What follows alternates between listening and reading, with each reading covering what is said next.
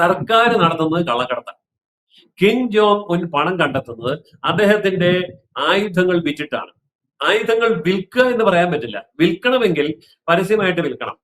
പക്ഷേ ഉത്തര കൊറിയയുടെ ഒരു ആയുധവും ഒരിടത്തും വിൽക്കാൻ പറ്റില്ല. അപ്പൊ ഇവരെന്താ ചെയ്യുന്നത്? അവര് ചെയ്യുന്നത് കള്ളക്കടത്ത് നടത്തുകയാണ്. അതായത് അറേബ്യൻ രാജ്യങ്ങളിലേക്ക്, മിഡിൽ ഈസ്റ്റ് രാജ്യങ്ങളിലേക്ക് കിം ജോങ് ഉന്നിന്റെ ആയുധങ്ങൾ കള്ളക്കടത്തായിട്ട് എത്തുന്നുണ്ട്. ആഫ്രിക്കയിലെ വിമത ഗ്രൂപ്പുകൾ, അവിടുത്തെ തെമ്മാടി ഗ്രൂപ്പുകൾ, ഇങ്ങനെയൊക്കെയുള്ളവർക്ക് ഇദ്ദേഹം ആയുധങ്ങൾ വിൽക്കുന്നുണ്ട്. നിയമപരമായിട്ട് കിം ജോങ് ഉന്നിന്റെ ആയുധങ്ങൾ വിൽക്കുന്നത് ഒറ്റ രാജ്യം മാത്രമേ ഉള്ളൂ, അത് റഷ്യയാണ്. ഇപ്പൊ റഷ്യയിലേക്ക് ആയുധ കയറ്റുമതി കിം ജോങ് ഉൻ നടത്തുന്നുണ്ട്. അത് ഓപ്പൺ ആയിട്ടാണ്. കാരണം റഷ്യക്ക് അമേരിക്കയെ പേടിയില്ല. അതുകൊണ്ട് അമേരിക്കയുടെ നിരോധനത്തെ പുല്ലുപോലെ വെച്ചുകൊണ്ട് റഷ്യ കൃത്യമായിട്ട് ഇവിടുന്ന് ആയുധങ്ങൾ മേടിക്കുന്നുണ്ട്. ഇനി കിം ജോങ് ഉന്നിന്റെ കയ്യില് ഉത്തര കൊറിയയിൽ എന്ത് ആയുധമാണ് ഉള്ളത്?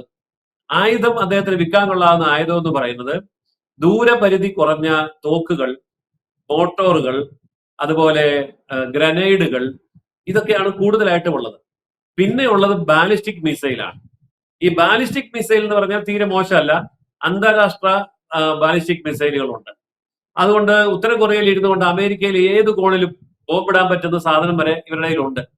പക്ഷെ അതങ്ങനെ വിറ്റഴിക്കാൻ കിം ജോങ് ഉന്നിന് താല്പര്യം ഉണ്ടെങ്കിൽ അത് വാങ്ങിച്ചെടുക്കാൻ കഴിവുള്ള രാജ്യങ്ങൾ കുറവാണ്. കാരണം ഒരുവിധം സാമ്പത്തിക ശേഷിയുള്ള രാജ്യങ്ങൾ വേണമല്ലോ ഇത് വാങ്ങാൻ. ഇപ്പൊ യൂറോപ്യൻ രാജ്യങ്ങളോ അതല്ലെങ്കിൽ ചൈനയോ, ചൈനയ്ക്ക് ഇപ്പൊ അതിന്റെ ആവശ്യമില്ല, മറ്റു രാജ്യങ്ങൾ ഇപ്പൊ ബ്രസീല്, തെക്കേ അമേരിക്കയിലെ ബ്രസീലോ, അങ്ങനെയുള്ള രാജ്യങ്ങളൊക്കെ വേണം ഇത് വാങ്ങാൻ. പക്ഷേ അമേരിക്കയുടെ കർശനമായ നിയന്ത്രണത്തിലുള്ള യൂറോപ്യൻ രാജ്യങ്ങളും മിഡിൽ ഈസ്റ്റ് രാജ്യങ്ങളും ഇത്തരം ആയുധങ്ങൾ വാങ്ങില്ല. അപ്പൊ പിന്നെ എന്ത് ചെയ്യുന്നത്?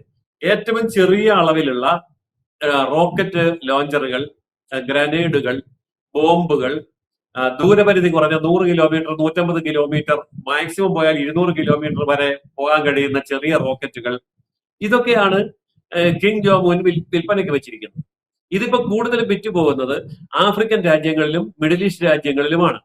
ആഫ്രിക്കൻ രാജ്യങ്ങളിൽ ഇത് മേടിക്കുന്നത് ഗവൺമെന്റ് അല്ല, അവിടുത്തെ സ്വകാര്യ സൈന്യങ്ങൾ, കള്ളക്കടത്തുകാർ, കൊള്ളക്കാർ, കടൽ കൊള്ളക്കാർ, അവരൊക്കെയാണ് മേടിക്കുന്നത്.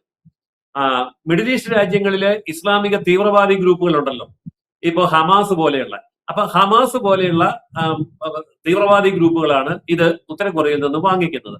കൂടുതൽ വാർത്തകളും വിശേഷങ്ങളും നിങ്ങളിലേക്ക് എത്താൻ ABC മലയാളം സബ്സ്ക്രൈബ് ചെയ്യുക, ബെൽബട്ടനും അമർത്തുക.